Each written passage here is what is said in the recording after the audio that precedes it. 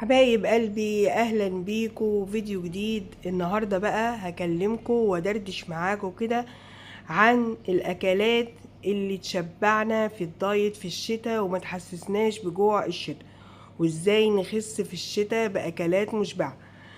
اول حاجه واول نصيحه هي الكبده يا جماعه. الكبده مشبعه جدا جدا جدا لو عملتيها وتبلتيها وعملتيها كده بالطريقه اللي بتحبيها الصحيه، مشبعه جدا. تاني حاجة عندنا البطاطا. البطاطا كنز، وبعدين هي كمان يا جماعة رخيصة جدا جدا جدا في السعر، تمنها في متناول الجميع.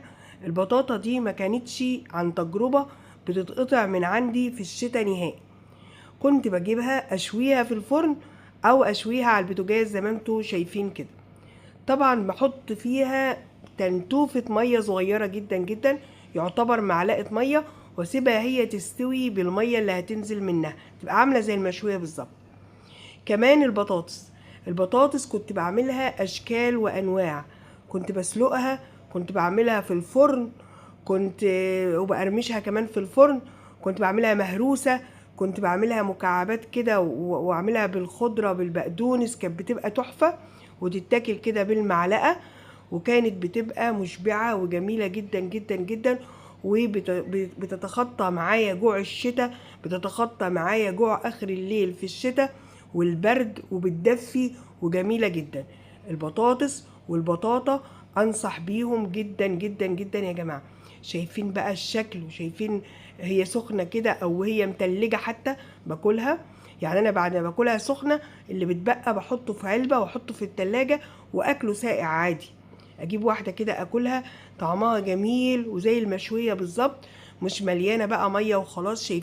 شايفين جمالها وحلاوتها. دي بتشبعك جدا جدا جدا في الشتاء، بس طبعا زي ما احنا متفقين بلاش نكتر من اي حاجة حتى لو صحية. الكوسة. الكوسة معايا بقى مفروم، بشاميل صحي اوقات كنت بعملها، ولو عايزين الطريقة قولولي في الكومنتات.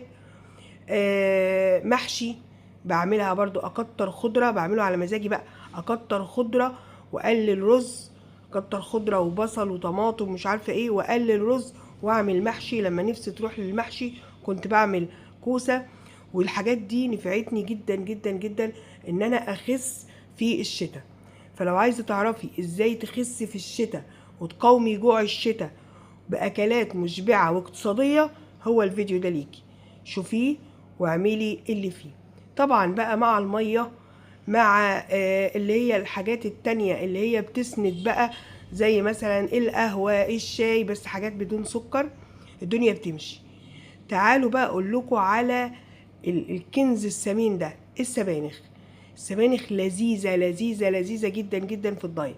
لما تعمليها وتحط عليها معلقتين بس رز كده، وتعمليها بصلصة حلوة كده، بتبقى روعة، وتاكليها بقى كده بالمعلقة جميلة. عندي برضو يا جماعة البروتين زي الفراخ، مشبعة جدا جدا. اللحمة مشبعة جدا جدا. بحبكم ومع السلامة حبايب قلبي.